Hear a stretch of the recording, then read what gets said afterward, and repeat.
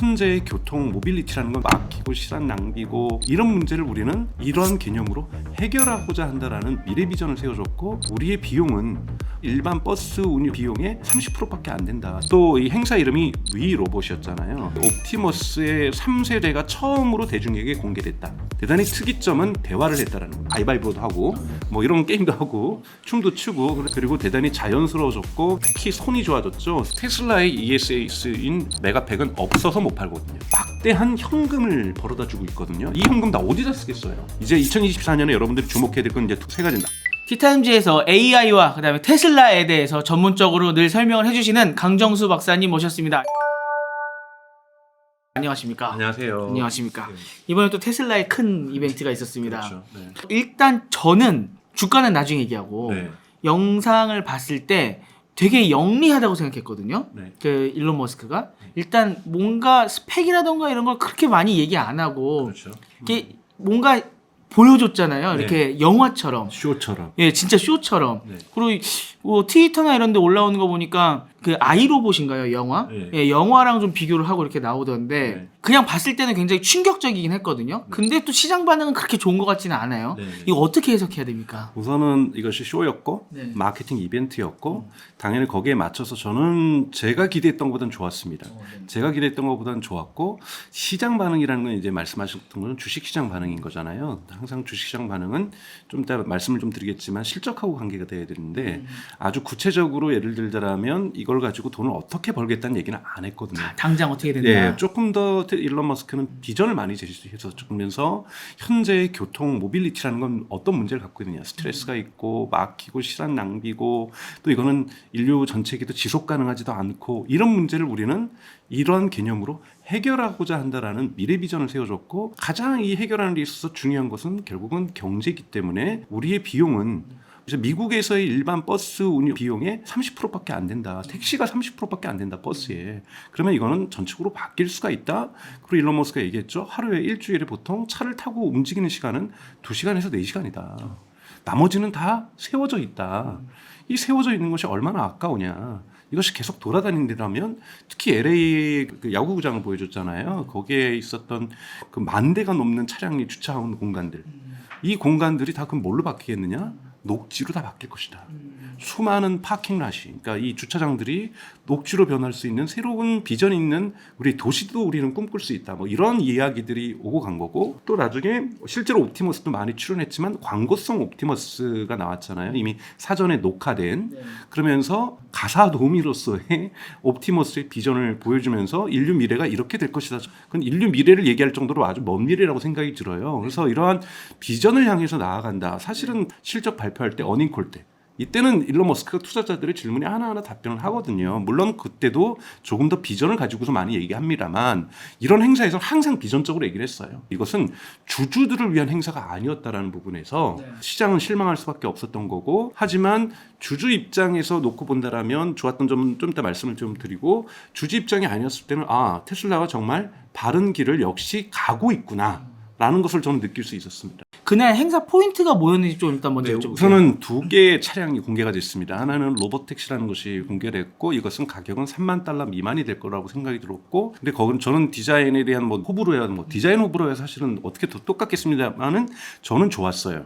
이것이 2인용이다, 3인용이다, 4인승이다, 여기에 대한 논쟁은 있지만 우선은 $30,000 미만의 차가 그러한 디자인을 갖고, 그리고 이렇게 날개도 이렇게 올라가면서 문이 열리고, 이 정도의 차량이라면 고급차에서 기대할 수 있었던 것을 이러한 중저가 차량에서도 우리가 기대할 수 있다는 부분들, 이것이 또 양산의 시기를 일론 머스크도 이제는 자기에 대한 비판을 인식해서 매우 낙관적으로 본다라면 2026년 네. 그리고 비포 2027년이라고 얘기를 했는데, 이것도 낙관적으로 본다라는 거죠. 그럼 여러분들은 이건 어떻게 생각하셔야 되냐면 2027년이나 2028년으로 생각을 하셔야 돼요. 2027년하고 2028년 양산이 된다라는 거고, 어차피 로봇택시는 정부의 허가를 받아야 되는 거고, 거기 때문에 뭐 양산된다고 해서 허가도 안 나오는 것을 갖다가 어떻게 할 수도 없는 거고요. 그래서 이거는 여러 가지가 맞아야 된다는 거고, 두 번째는 저는 이걸 기대하진 않았어요. 사실 이거에 대한 썰들은 루머는 엄청나게 많았거든요. 로보밴이 나왔죠. 그래서 최대, 물론 그날 타고 내렸던 분들은 14명밖에 되지 않지만 일론 머스크의 설명은 최대 조종을 하면 20석까지 가능하고, 그리고 여기에는 사람이 움직일 수도 있지만 화물이 움직일 수도 있다. 뭐 이런 얘기를 하면서 도시의 교통을 완전히 혁명시킬 것이라고 얘기를 했어요. 왜냐하면 이 로보택시 얘기를 하면서 비용을 얘기하면서 세금까지 포함하면은 1마일에 한 30센트라고 얘기를 했어요. 1.6km죠. 30센트인데 보통 지금 비용만으로 친다라면 버스가 1달러라는 거예요. 그렇다면 훨씬 더 택시도 저렴해지겠는데, 택시가 버스보다 저렴해지는 건데 또 소형 버스잖아요. 로보밴이라는 것이. 그럼 이거는 더 저렴할 거 아니에요. 그렇죠. 그러면 대단히 저렴하게 도시를 바꿀 거라고 얘기했는데, 여기에 대해서는 또 하나 중요한 거는 양산의 시기를 얘기하지 않았어요. 그럼 저는 이건 2029년에서 2030년으로 봅니다. 또 이 행사 이름이 위 로봇이었잖아요. 그래서 사실은 지금까지 옵티머스의 3세대가 처음으로 대중에게 공개됐다. 옵티머스 이 3세대 같은 경우에는 일론 머스크가 지난 1분기 그 어닝콜에서 실적 발표 때 이런 얘기를 했거든요. 왜 옵티머스를 안 보여주냐라고 투자자가 질문하니까, 누군가 자꾸 베끼고 있다. 자꾸 중국 쪽에서 그렇죠. 비슷한 게 나오고 그리고 나오고 있고 있어서 영상으로만 보여주고 싶지 가까이 만져보고 터치해보고 기능을 이렇게 보여주고 싶지 않다라고 얘기를 했어요. 근데 이번에는 보여줬죠. 대단히 많은 로봇이 나왔고, 물론 저는 이거는 원격 조정이 일부 있었다라고 확신해요. 하지만 대단히 특이점은 대화를 했다라는 겁니다. 이 대화를 했다라는 건 이런 것들이 이제 투자자들이 기분 나빴던 거예요. 그러니까 기관 투자자들이. 그러니까 그록이 사용된 거예요. 그러니까 X.AI에 그록이 사용이 됐으니까 말을 하고 대화를 하고 뭐 이런 얘기를 하고 끝나고 나서도 파티를 냈고, 많은 거기에 초대된 사람들이 영상을 찍고 사진 인증샷을 찍었잖아요. 그러면서 대화하는 장면들이 나오고, 이런 질문 사람들의 요청에 대해서 이야기를 한단 말이죠. 가위바위보도 하고 뭐 이런 게임도 하고 춤도 추고 이렇게 했는데, 이 로봇이 공개된 건 대단히 의미가 있었다. 그리고 대단히 자연스러워졌고 좀 엉덩이 부분도 좀 좋아졌고, 특히 손이 좋아졌죠. 손이 전문 용어로는 DOF라고 해서 디그리 오브 프리덤이라는 단어를 써요. 그러니까 즉 몇 개의 각도로 움직이냐인데, 지금까지 옵티머스는 11디그리였어요. 근데 이번에 22디그리까지 보여줬거든요. 인간의 손이 28디그리입니다. 그러니까 대단히 손에 가까워지고 있다는 거고, 지금 손과 관련된 이 DOF의 수치는 옵티머스가 최고치를 갱신하고 있어요. 지금까지 나왔던 모든 휴머노이드 로봇에서. 그런 부분에서 인간의 손에 가장 가까워지고 있다는 거고, 궁극의 목표는 28디그리까지 나와야 됩니다. 이렇게 돼야 사실은 휴머노이드 로봇이 우리 공장에서, 그리고 언젠간 먼 미래의 가정에서 우리 일을 도와줄 수 있는 거거든요. 그래서 그런 부분에서 옵티머스가 되게 근접하고 있다는 것을 보여줬다는 것, 그리고 되게 장시간 노출이 했잖아요. 그거는 배터리가 꽤나 오래 간다라는 거를 입증해 준 거죠. 일론 머스크가 발표한 다음만 로봇이 있었던 것이 아니라 끝나고 나서 사람들하고 약 30분에서 1시간 정도가량 더 이야기하고 춤을 추고 그랬거든요. 그러면 전체적으로 볼 땐 최소한 1시간 반에서 2시간은 작동을 했다라는 거잖아요. 물론 일론 머스크는 목표는 4시간, 최소 4시간, 길게는 8시간이라고 얘기했어요. 왜냐하면 이것은 공장에 투여됐을 때, 특히 공장에서는 무게 있는 물건을 들기 때문에 배터리가 더 들겠죠. 그리고 두 번째 배터리가 많이 드는 건 균형을 잡을 때 들거든요. 차량은 균형을 잡을 필요가 없지만 로봇은 계속해서 균형을 잡아야 되기 때문에 이때 배터리가 많이 들어요. 근데 1시간 일하고 충전해야 되고 1시간 일하고 충전해야 되면 현장에 투여를 못 하겠죠. 그렇죠. 사람 쓰는 게 낫죠. 그렇죠. 그래서 4시간에서 8시간 가야 된다는 거고, 또 이 부분에 대해서 가격을 얘기했어요. 2만 달러에서 4만 달러 사이일 것이다. 그래서 이런 부분에서의 경제성 있는 부분들은 옵티머스를 얘기했다. 그래서 이 세 개가 가장 큰 특징이었고, 또 하나 저한테는 가장 기뻤던 소식은 뭐냐면, 그래서 2025년에는 캘리포니아하고 텍사스에서 로봇 택시가 아니라 모델 3하고 모델 Y가 비감독하에서 주행하는 이 테스트를 시작하게 될 거라고 얘기를 했어요. 그건 뭐냐면 지금 텍사스 주나 캘리포니아 주 정부하고 이 얘기를 하고 있다라는 거고, 저는 아마 텍사스 모든 지역에서, 캘리포니아 모든 지역에서 모델 3와 모델 Y가 비감독하에, 지금 이제 감독하에 되는 슈퍼바이즈드라는 단어가 붙잖아요. 사람이 계속 주시해야 되는 주시해야 거죠. 되죠. 근데 언슈퍼바이즈드, 즉 비감독하에 쓴다는 건 사실상 레벨 4 정도를 되는 거죠. 레벨 5는 아니더라도 책임을 테슬라가 져준다는 거죠. 그렇죠. 사고 나면 테슬라가 져주는 거죠. 이것을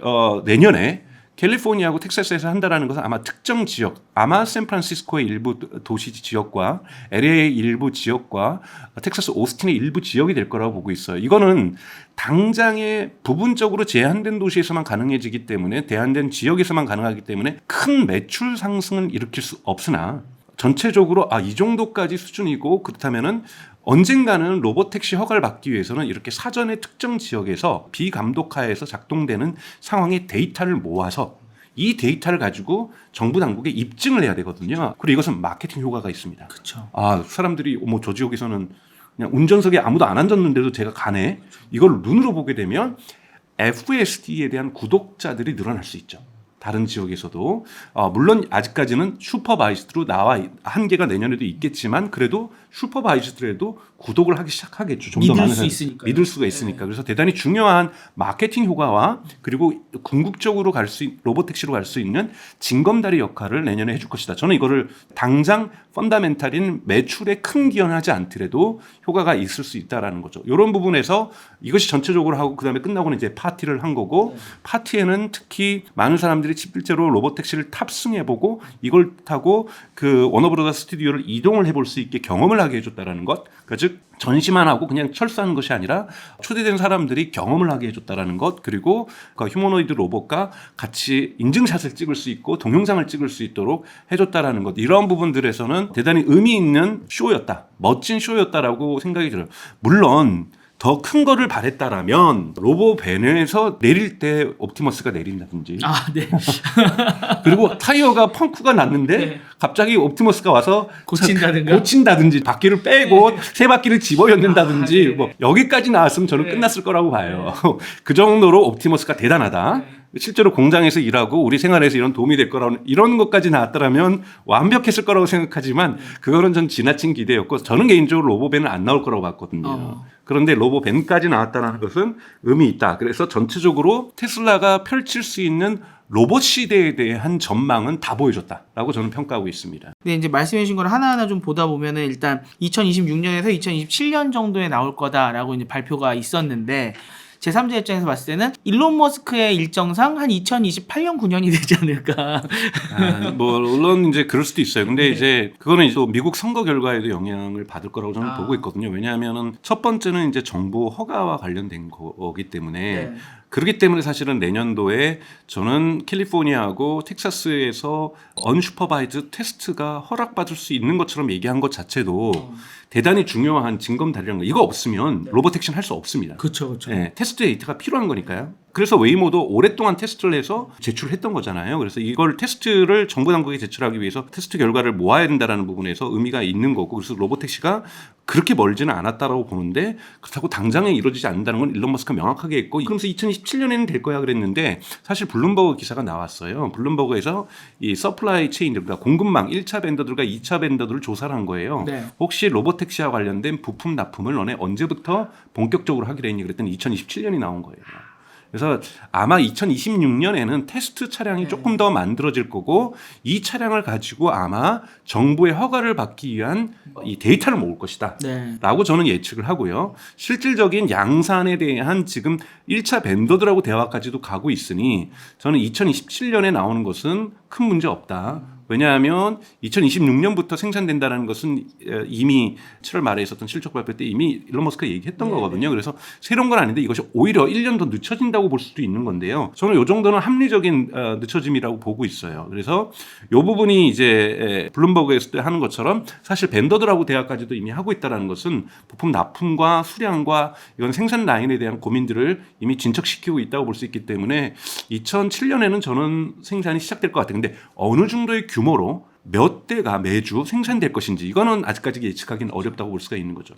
우리가 단계를 예상해 본다고 하면 일단 2027년부터 다들 양산을 하기로 했는데 그때까지 해야 할 일들이 지금 일부 지역 캘리포니아나 텍사스에서 일단은 완전 비감독 하에 지금 그 3랑 Y 모델이 데이터를 모으고 또 입증을 해야 되는 거잖아요. 그럼 이게 입증이 어느 정도 되고 나면 로봇택시 완전히 사람이 없는 핸들 자체가 없는 게 또 테스트를 해야 될 거잖아요. 데이터를 모아야 됩니다. 그렇죠. 걔가 이제 테스트를 그 지역 아마도 이미 3랑 Y가 통과된 지역에서 택시가 테스트를 할 거고 그렇죠. 그게 되고 나면은 3랑 Y는 또 지역을 넓힐 거고 그렇죠. 택시는 이미 3랑 Y가 증명한 지역에서 택시 시범을 시작을 할 거고 그렇죠. 그게 되고 나면은 이제 실질적으로 그 지역들 중심으로 이제 퍼져나가는 그렇죠. 그 단계가 되겠군요. 그렇죠. 또 하나는 사회적 문제입니다.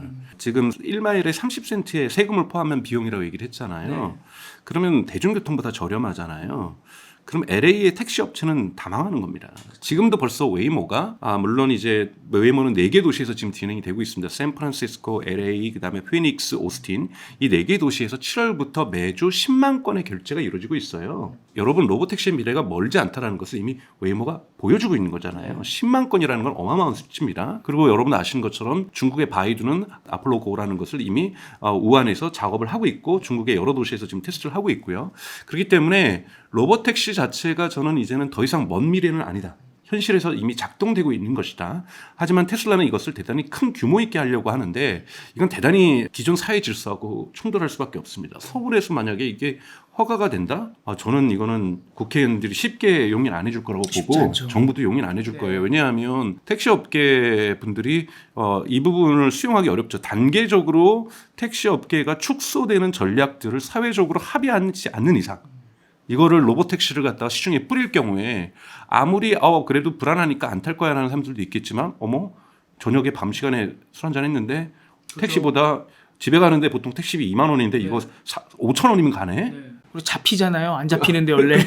그럼 이거 안 탈 사람이 어디 있겠어요? 그러면 택시업계는 더 망하는 겁니다. 그렇기 때문에 이러한 사회적 저항을 고려해서는 되게 늦어질 수 있다. 하지만 저는 개인적으로 테슬라의 주가를 평가하고 펀다멘탈을 평가한다면 그러니까 이 로보택시가 모델 2로도 나올 거라는 거예요. 그러니까 저가형 전기차로 나올 거고 대단히 많이 팔리기 시작할 거고 저는 그래서 저 정도 모델 2와 로보택시는 안에 페달과 이 운전대가 있다라는 거 외에는 차이점이 없거든요. 그러면 저 모델 2 저 같으면 아반떼 살 돈이면 저거 살 것 같아요. 소나타 살 돈이면 저거 살 것 같거든요. 내연기관보다도 훨씬 저렴하다는 거고 저기에는 제가 출퇴근할 때 언슈퍼바이즈로 출퇴근만 할 수 있다라면 택시로 꼭 사용하지 않더라도 충분히 매달 구독료를 내고 저는 할 용의가 있습니다. 일 하셔야 되잖아요. 차 운전 그렇죠. 맡겨놓고. 그리고 막 못 봤던 거 해야 되고 방송 출연 준비해야 되고 회사 일 준비해야 되고 아이데이션 회의할 수도 있고 챗GPT랑 대화하면서 그렇죠. 의견도 좀 물어보면서 이렇게 출근할 수가 있단 말이죠. 되게 쾌적한 환경에서 이런 부분들을 고려한다라면 FSD 매출이 더 먼저 나올 것이다 라고 볼 수가 있기 때문에 매우 긍정적인 시각이다. 로보택시는 어쩌면 인류가 궁극적으로 가려고 하는 것이지 당장 사회적으로도 그러니까 기술적으로의 안전성도 중요하지만 사회적으로 합의하기도 어렵다. 그렇기 때문에 투자자들도 이 생각을 안 하겠어요. 기관 투자자들. 그래서 이런 부분이 기관 투자자들에게는 대단한 건 아니다. 그냥 멋진 쇼였다. 이렇게만 보여지는 거죠. 그렇죠. 이게 말씀하신 것처럼 지금 택시가 바뀐다고 해도 택시만 바뀌는 게 아니라 버스도 바뀌어요. 버스도 바뀌는 거잖아요. 네. 그럼 지금 대중교통 체계가 흔들릴 수 있기 때문에 그러면은 버스 이용하시던 고객들도 일부 그냥 로보택시를 타실 거고 네. 그러면은 버스 노선에 적자가 생길 거고 그렇죠. 거기에다가 로보밴까지 들어오게 되면 그럼요. 이거 뭐 관광이라던가 네. 이런 거에도 그 관광 버스 이런 거 다 영향 미칠 거 아닙니까? 그렇죠. 그러니까 엄청 큰 산업적으로 영향을 미치는 사안이기 때문에 사실은 사회적 합의 없이는 대규모로 갑자기 확 바뀌기는 쉽지 않다. 절대로 불가능합니다.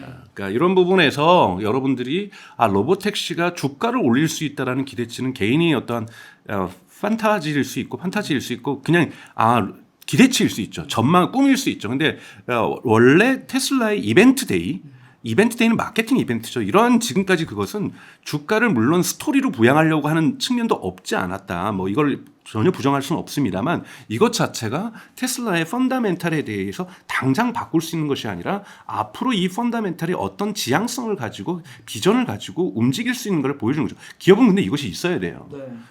우리가 앞으로 전진하기 위한 방향성이 정해져 있어야 되는 거고 그 방향성이 정해져 있으니까 여러분 스페이스X가 다시 돌아와서 그 헤비 부스터를 캐치하잖아요. 젓가락으로. 그러니까 이런 것들은 가기 위해서 반드시 필요한 비용을 절감하기 위해서 반드시 가야 될 길이라니까 중간중간에 걷어내는 거거든요. 스페이스X가 이번에 그거 실험한 것 때문에 스페이스가 당장 내일부터 돈 더 버는 거 아니잖아요.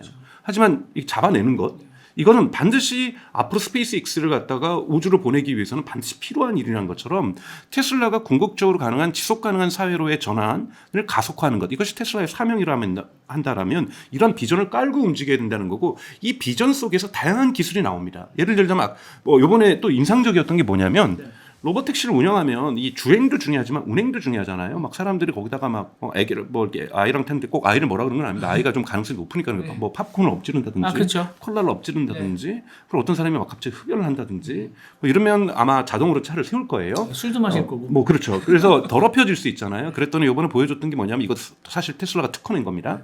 자동적으로 청소 스테이션으로 이동합니다. 차량이.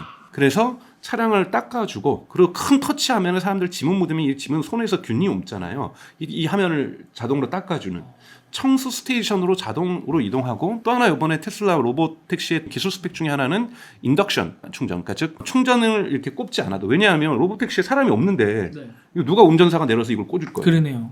그래서 로봇택시만은 테슬라의 그 슈퍼차저 이 네트워크로 들어가면 앞으로 그걸 만들겠죠. 그 위에 쓰기만 하면 자동으로 충전되는 무선 충전 같은 거. 무선 충전 방식을, 사실 이건 독일에서 한 기술인데요. 이런 부분들을 이야기를 했습니다. 그러니까 즉 청소 스테이션과 무선 충전이 로봇택시에서는 이루어질 거라는 것, 그걸 위해서 슈퍼차저 네트워크에 이 부분들을 설치할 거라는 것, 그러니까 즉 운영 부분도 신경을 썼다는 부분은 대단히 현실적인 부분이었고, 사람들이 이번에 직접 자신들의 목표지를 터치하면서 이동 방향을 설치하면서 앞으로 택시가 어떻게 운영될 것인가에 대한 운영에 대한 구체적인 디테일을 보여줬던 것도 의미 있다고 볼 수가 있습니다.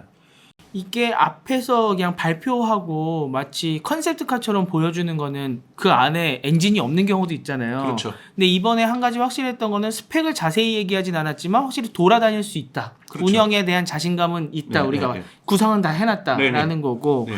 그리고 실제로 여기에 초대된 사람들이 연출이 아니라 네, 타봤다는 타봤고. 거예요. 유튜브로 찍었고 직접 사람들이 이걸 가지고 소셜 미디어에 공유할 수 있게끔 해줬다라는 거에서는 어느 정도 자신감이 붙었다라는 거죠. 그리고 이제 로봇택시만 한 20대 정도가 굴러다녔고, 모델 3과 모델 Y도 운전석에 운전자가 앉아있지 않은 상태로서 30대, 그래서 한 50대 정도가 돌아다녔거든요. 그러니까 이런 부분에서 기술을 구체적으로 구현해줬다는 거, 아까 뭐 옵티머스도 직접 만져보고 있고 상호작용할 수 있는 것들이 대화가 또 가능하다라는 것, 인간적인 대화가 이런 것까지 다 보여줬다는 부분에서 기술의 성숙도는 대단히 높아졌다고 볼 수가 있습니다.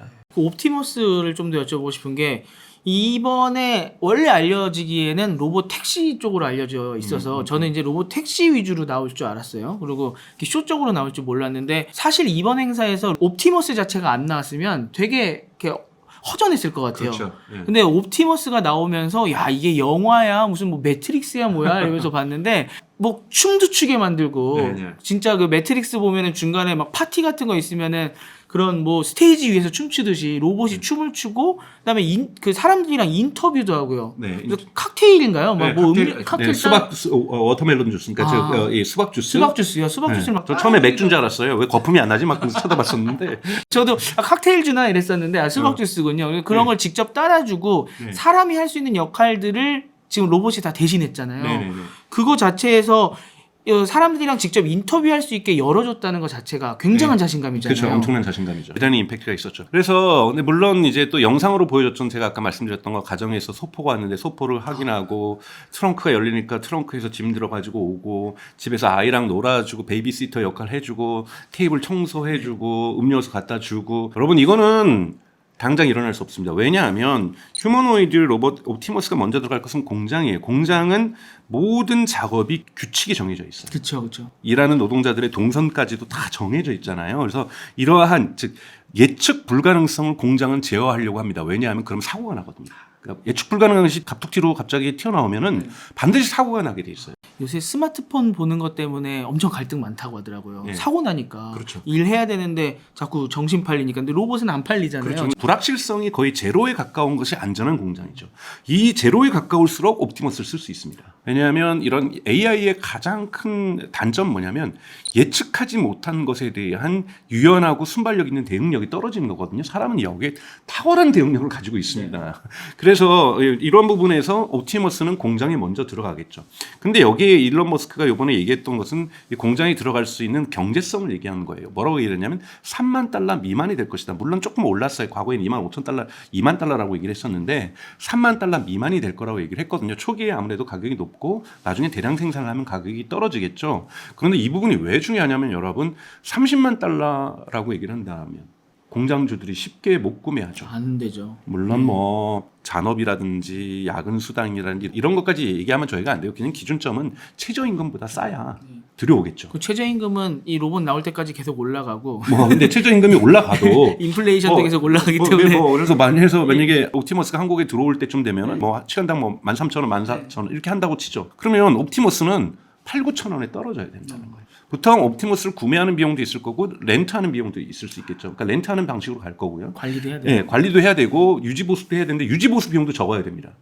뭐 왔는데 고장 나가지고 사람이 계속해서 고쳐줘야 되고 이러면 곤란해지는 거거든요. 아까 말했던 배터리도 중요하고 얼마나 오랫동안 작업하느냐. 그럼 작업하다 보면은 아무리 불확실성이 제로에 가까운 안전한 공장이라도 사고가 날 수밖에 없는 거거든요. 그럼 AS도 붙어야 되는 거고 이런 비용을 다 고려했을 때 인간보다도 저렴해야 됩니다. 그러면 인간의 일자리가 줄어드는 거 아니야 걱정하시는데 저는 그렇게 보지는 않아요. 지금 가장 중요한 거는 인간의 일자리가 대체되는 것보다는 우리의 인구가 줄어들고 있는 인구가 소멸되고 있는 이 상황이 더 심각한 문제거든요. 이 부분에서 옵티머스가 이런 부분도 저는 채워가게 될 것이고 가장 인간이 일하는 데 있어서 위험했던 부분들을 옵티머스가 하게 되는 것 이런 부분들로 일자리에 지금 부족한 부분들을 채워주면서 경제가 안정적으로 지속적으로 그리고 생산 비용을 계속 낮추면서 만들어낼 수 있을 것이다. 일론 머스크는 심지어는 그렇게 얘기를 했어요. 미국에서도 이제 공장을 중국에 다 안 주더라도 미국에서 공장이 돌아갈 수 있고 물건이 들어갈 수 있다. 그러면은 이러한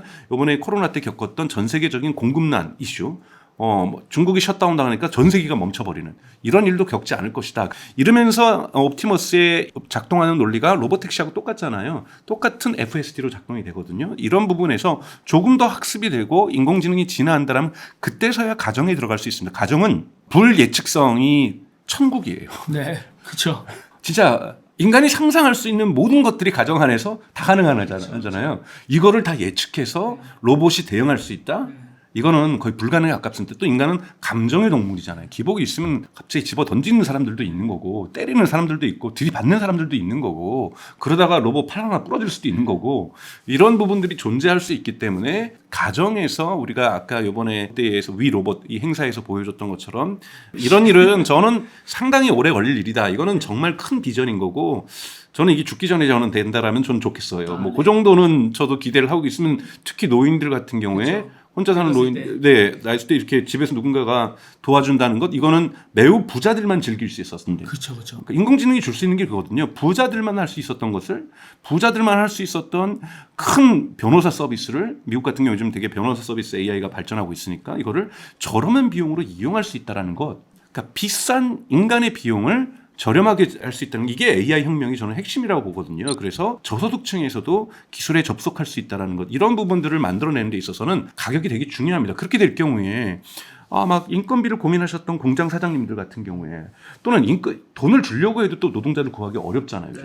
화성이나 안산이나 이런 데서는 쉽게 일자리를 채워내지도 못해서 2교대, 3교대 주문은 들어오는데 2교대, 3교대도 못하는 공장들 되게 많습니다. 이런 부분에서 생산의 문제에 있어서는 되게 큰 혁명적인 변화들이 이루어질 수 있다. 이것이 저는 허가도 사실은 로보택시 허가보다 옵티머스 허가가 더 빨리 날 수밖에 없죠. 근데 옵티머스는 공장에서 사고 낼 확률이 매우 작거든요. 한정된 공간에서 한정된 업무만 하니까. 그렇죠. 제한된 업무만 하게 되고 그때 그 공간에 사람이 또 없을 수도 있어요. 네. 그렇기 때문에 훨씬 더 인간의 안정성하고는 관련성이 낮기 때문에 전혀 없는 것은 아니지만 훨씬 더 국가의 허가가 정부의 허가가 빨리 날 수가 있습니다. 그래서 이 동일한 이 자율주행 기술이 로보택시와 그리고 언슈퍼바이즈드 비감독화해서 우리가 쓸 수 있는 것 FSD와 그리고 옵티머스 이 세 군데에서 동시에 쓰이고 있기 때문에 여기에서 무엇이 먼저 터질지는 좀 더 지켜볼 문제라고 저는 보고 있어요. 그럼 수익적인 면에서도 지금 네. 우리가 이 로봇데이 행사를 보면서 이제 비전을 본 거잖아요. 네. 그리고 비전이 그냥 우리 공허하게 말하는 비전이 아니라 착착착 가고 있는 단계에서 지금 보여준 건데 거기서 당장 수익화를 할 수 있는 부분은 확실히 로봇 쪽이 더 가까이 있다라고 네. 봐야 되겠네요. 네네. 그리고 물론 저는 이제 두 개예요. 로봇하고 로봇 택시가 아니라 FSD 구독률. 네. 그러니까 구독자가 또 일론 머스크가 2분기 실적 발표 또 이번 곧 10월달에 이제 3분기 실적 발표 있으니까 얘기가 나오겠지만 중국하고 유럽에서 FSD 허가가 언제쯤 나느냐. 저는 이것이 가장 큰 소식이라고 생각이 들거든요. 중국하고 유럽에서 나는 순간 유럽은 미국만큼 보수적이라서 FSD 고객이 확 늘지는 않을 거지만 전 중국은 확 늘 수 있다고 봐요. 그렇게 되면 전체적으로 FSD에 대한 매달 발생하는 자동차 회사는 지금까지 매달 정기적으로 발생하는 매출을 구경한 적이 없거든요. 네. 매달 정기적으로 발생하는 규칙적으로 발생하는 매출을 소프트웨어에서 갖게 된다. 이거는 진정한 의미에서 테슬라가 완전히 새로운 국면으로 진입한다는 신호를 확실하게 줄 수 있기 때문에 펀다멘탈 상으로도 이것이 진정으로 테슬라의 주가를 끌어올릴 수 있는 가장 강력한 힘이라고 저는 생각하고 있어요. 근데 그거를 내일 올 것이다, 모레 올 것이다 저희가 생각하면 안 되는 거죠. 왜냐하면 이것도 중국과 유럽 정부, 유럽연합 당국이 허가를 해줘야 될 상황이잖아요. 그러니까 이건 아무리 기술이 올라가도 허가가 없으면 못하는 일들이기 때문에 조금은 허가가 언제 날지는 지켜볼 필요가 있다라고 말씀을 좀 드리고 싶습니다.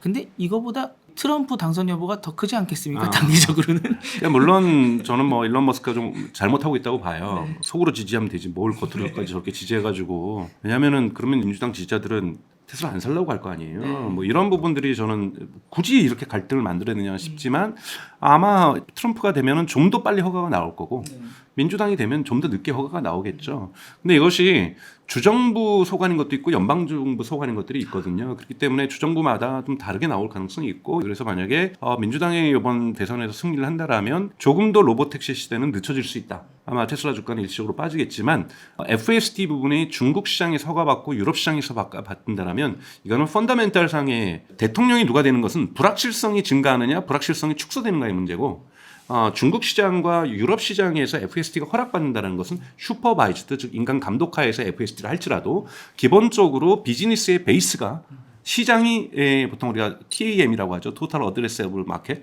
이 TAM이 증가하는 거기 때문에 이건 테슬라의 펀다멘탈에 긍정적 영향을 줄 수밖에 없다. 그래서 여러분들이 오히려 보셔야 될 것은 중간중간에 이벤트에 의해서 일시적으로 올라갔다 내려가는 이번 로봇 행사라든지 각각의 마케팅 이벤트 행사가 대선이 아니라 펀다멘탈에 보여줄 수 있는 이제 2024년에 여러분들이 주목해야 될 건 이제 세 가지입니다. 하나는 중국과 유럽의 FSD 슈퍼바이즈된 상황, 지금 상황에서 허가. 두 번째는 캘리포니아하고 텍사스에서 언슈퍼바이즈된 허가가 언제 나느냐. 이 두 가지는 펀다멘탈에 영향을 미칠 수 있는 거고. 세 번째는 차량 판매죠. 80% 물론 이것이 90%에서 80% 줄긴 했지만 테슬라 전체 매출에서 여전히 80%는 차량 매출입니다. 이것이 흔들리면 어떠한 기관 투자자도 투자 안 합니다. 그렇기 때문에 테슬라가 올해는 면책이 될 거예요. 올해도 이제 182만 대 작년 수준을 맞추느냐 못 맞추느냐에 따라서 실망하는 기관 투자자들이 있을 거고 실망하지 않는 기관 투자자들이 따로 존재하겠지만 올해는 못하더라도 모든 자동차 현대 같은 경우는 예외고요. 그러니까 현대가 정말 잘하는 거죠. 현대기아차가 전체적으로 매출이 상황이 좋지 않습니다. 이 중국 기업들이 이 과잉 생산하면서 저가 공세를 하면서 상황이 좋지 않거든요. 그래서 여기에 조금 면책 요소는 있을 건데 저는 근사값으로 맞출 것 같아요. 182만 대까지 못 가더라도 180만 대까지는 또는 179만 대까지는 갈 것 같거든요. 그래서 언저리까지는 갈 거다. 그래도 실망은 줄 건데 내년에는 실망 주면 안 됩니다. 왜냐하면 내년에는 모델 Y의 페이스리프트는 주니퍼가 나오고 있고 그리고 지금 테슬라가 어제 발표했다라면 이거는 지난주에 위 로봇 행사에서 내년도에 저가 차량 즉 모델 3과 모델 Y의 컴팩트 버전을 만들겠다고 2분기 실적 발표 때 일론 머스크가 얘기를 했거든요. 그거를 이번에 발표하면 절대 안 되는 거죠. 왜냐하면 그 차가 나올 거면 사람들이 그게 내년 3월부터 나온다, 2월부터 나온다 그러면 사람들이 모델 3과 모델 Y를 안 삽니다. 그리고 모델 Y 주니퍼가 나온다니까 지금도 고민하잖아요. 지금 모델 Y를 사야 돼? 아니면 내년에 주니퍼를 사야 돼? 고민하시잖아요. 그게 무슨 효과였죠? 그걸 오스본 효과라고 말씀을. 예, 오스본 효과가 발생하면 안 되기 때문에 이건 최대한 늦출 겁니다. 최대한 늦춰서 근데 신차가 나오고 주니퍼로 가장 많이 팔렸던 모델 Y가 새로운 페이스리프트를 하면요. 매출이 반드시 증가해야 됩니다. 차량 매출이 감소되면 내년에 테슬라에 이거는 주가에 부정적인 영향을 반드시 미칠 거고요. 차량 매출이 생각보다 빠른 속도로 이런 신차들에 의해서 증가하게 된다면 이것도 미친다. 왜? 아직까지도 테슬라의 차량 매출이 전체의 80%를 차지한다. 하나를 더 꼽으라면 내년 초부터 가동될 상하이에서의 ESS 공장입니다. 상하이의 ESS 공장이 지금 지어지고 있는데 올해 말에는 완공이 될 거로 지금 상하이가 생각보다 빨리 기적의 중국이라고 얘기할 정도로 정말 빨리 만들어지고 있거든요. 그래서 벌써 60% 공정이 9월 달에 완성이 됐다고 얘기를 하고 있어요. 늦어도 1월에는 완성이 될 거고 근데 지금 테슬라의 ESS인 메가팩은 없어서 못 팔거든요. 지금 이미 솔드아웃 된 상태이기 때문에 만약에 이것이 만들어진다라면 여기에 마진율이 25%입니다.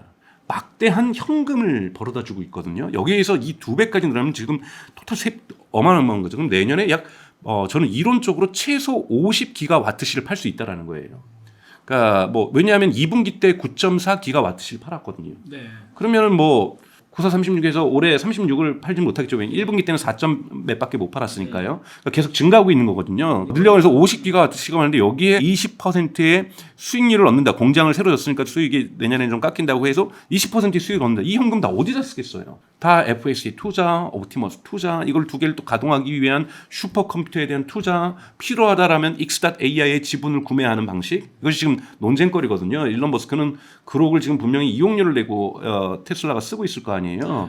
그러니까 이걸 갖다가 너네 독점하기 위해서는 그록을 만들고 있는 X.AI에 테슬라가 투자해라. 이미 50억 달러를 투자받았음에도 불구하고 더 투자하라. 이런 식의 이것도 이제 투자자들이 민감해하는 부분이긴 합니다만 요 요소를 보면 즉 4가지 요소를 제가 정리해드렸습니다. 요 요소를 보면서 내년에 펀다멘탈을 보시면 좋지 않을까라는 생각이 듭니다. 네, 중간에 좀 착각하지 마셔야 되는 게 신차가 나오면 반드시 판매가 증가할 거다가 아니라 증가 안 하면 큰일 나고 또 증가하면 효과가 좋으니까 그걸 포인트를 봐라라고 말씀해 주셨어요. 증가할 거라고 말씀드린 게 아닙니다.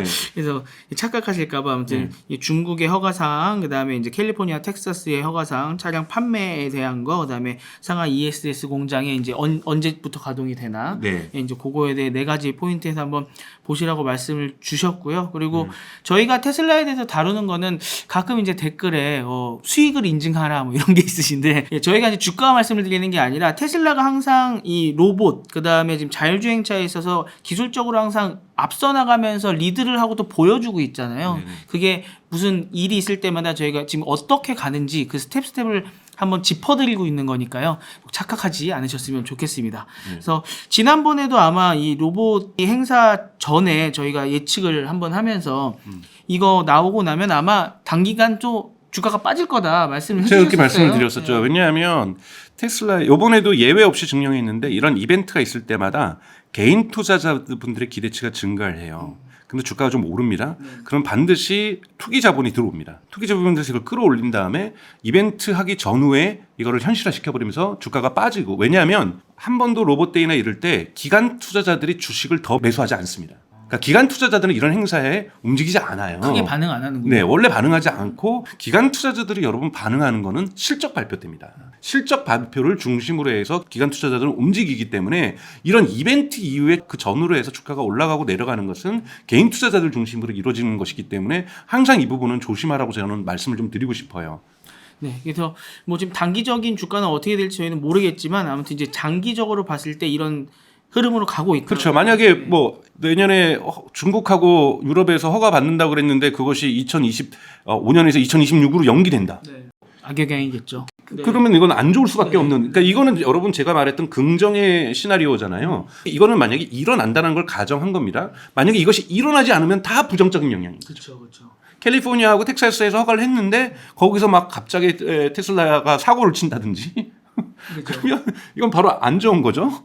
그다음에 신차를 발표했는데 안 팔린다든지 또는 신차를 발하기 위해서 공장을 막 했는데 갑자기 공장에서 에러가 나가지고 생산율이 확 떨어진다든지 비용을 막 먹는다든지. 여러분 아직까지 사이버 트럭은요 만들면 적자예요. 가장 또 중요한 관전 포인트는 사이버 트럭이 언제쯤 흑자로 전환되느냐. 생산은 지금 여러분 차량은 일정량을 생산하기 전에는 규모의 경제 효과를 가장 많이 받는 산업 중에 하나이기 때문에 일정량을 판매하기 전에는 적자입니다. 명확하게 말씀드리는 건 사이버 트럭 아직 적자입니다.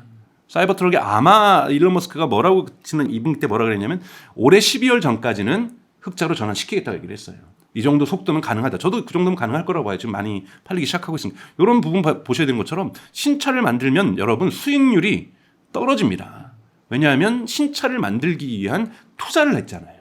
사이버 트럭을 만들기 위해서 투자를 했기 때문에 수익률이 떨어지는 거거든요. 4680 배터리가 많이 생산될 때는 문제가 없는데 양산되기 전까지, 지금 4680도 여러분 적자입니다. 아직 4680이 적자 날 때까지는 다 비용이 들어가는 거니 지금 테슬라의 가장 큰 작년하고 올해 겪고 있는 문제가 뭐예요? 기관 투자자들이 욕먹고 있는 거, 수익률이 계속 떨어진다는 거예요. 수익률이 왜 떨어집니까? 계속 투자하니까. 슈퍼컴퓨터, 대단해 테슬라. 어떻게 자동차 회사 중에서 슈퍼컴퓨터 갖고 있는 회사가 어디 있어요? 테슬라밖에. 너무 잘 됐지만 거꾸로 보면 어머 그 돈을 그게 다 썼으니 돈이죠. 그걸 썼으니 수익률이 떨어질 수밖에 없는 거예요. 그나마 테슬라가 그나마 잘하고 있는 것은 수익률을 급감시키지 않으면서 완만하게 떨어뜨리면서 대단히 큰 투자를 하고 있다는 거고, 이 대단히 큰 투자를 은행 대출로 한 것이 아니라 고 이윤 시대 때 번 돈으로. 자신들이 특히 여기에 메가팩이 많이 기여를 합니다. 메가팩이 캐시카우 역할을 해주면서 그 돈으로 사실은 투자를 할 수 있었다라는 것, 이 부분들이 대단히 긍정적으로 저희가 스토리를 만들어드리고 성장 잠재력을 말씀드리는 것이지, 펀다멘탈에서는 그러니까 이런 것들은 쉽게 결정할 수 없는 것들이죠. 그래서 내년에 말씀드렸던 4가지 조건이 상하이에서 뭐 공장 가동한다 그랬는데 갑자기 안 된다든지, 뭐 재생에너지에 대한 열기가 갑자기 꺼져버린다든지, 트럼프 당선되면서 재생에너지는 더 이상 안 져, 뭐 이런 일은 저는 없을 거라 보지만 이러면 이제 달라질 수 있는 거거든요. 그래서 이러한 조건을 말씀드렸다는 것은, 조건은 발생했을 때 좋은 거고 발생하지 않았을 때. 근데 또 4가지 조건이 동시에 다 긍정적으로 일어날 때가 있는 거고, 2개는 또 긍정적인데 2개는 부정적일 수도 있는 거거든요. 그래서 이런 부분들을 함께 살펴보셔라라는 말씀에서 말씀드리는 것이지, 테슬라 주가는 무조건 오를 거니까 테슬라 주식을 사세요라는 말은 절대 아니라는 말씀 드리고 싶습니다. 오늘도 한번 몇 가지 포인트에 대해서 찝어 드렸고요. 혹시나 저번에 이 로봇데이 행사, 이 위 로봇 행사를 못 보신 분들이 계신다고 하면 이렇게 집중해서 안 봐도 돼요. 이 행사는 그냥 영화 같아서 그냥 쭉 한번 넘기면서 보셔도 되니까 얼마나 좀 충격적인지 유튜브나 한번 좀 찾아보시면, 아니면 X 그 트위터죠. 거기에 이제 많은 분들이 올리셨거든요. 한번 보시면은 와, 이게 영화인가 현실인가 좀 느끼실 것 같습니다. 한번 찾아보시면 좋을 것 같습니다. 또 테슬라와 관련해서 새로운 소식 있을 때 또 뵙겠습니다. 네. 감사합니다. 고맙습니다.